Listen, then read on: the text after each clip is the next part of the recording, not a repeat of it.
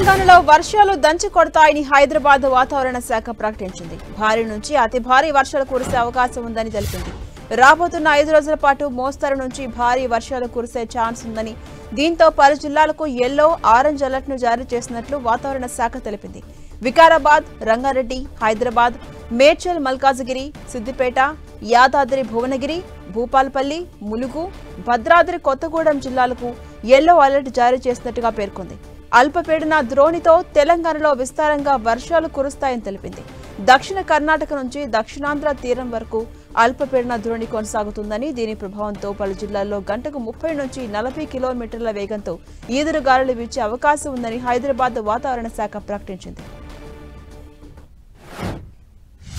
తెలంగాణ రాష్ట్రంలో ఈ రోజు, రేపు అలాగే రానున్న 5 రోజుల వరకు కూడా చాలా చోట విస్తారంగా తేలికపాటి నుంచి మోస్తారు వర్షాలు అనేక జిల్లాల్లోని కురిసే అవకాశాలు కనిపిస్తున్నాయి.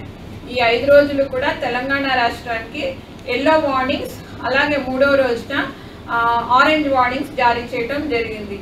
అట్లాగే చూసుకున్నట్లయితే ఈరోజు తెలంగాణ రాష్ట్రంలో కొన్ని జిల్లాల్లోని మనకు సెంట్రల్ జిల్లాలు, అట్లాగే వికారాబాద్, రంగారెడ్డి ఈ ప్రాంతాల్లోని భారీ వర్ష సూచనలు జారీ చేయగా, తూర్పు జిల్లాలైనటువంటి జయశంకర్, భూపాలపల్లి, ములుగు, భద్రాద్రి ఆ జిల్లాల్లో కూడా భారీ వర్ష సూచనలు జారీ చేయడం జరిగింది.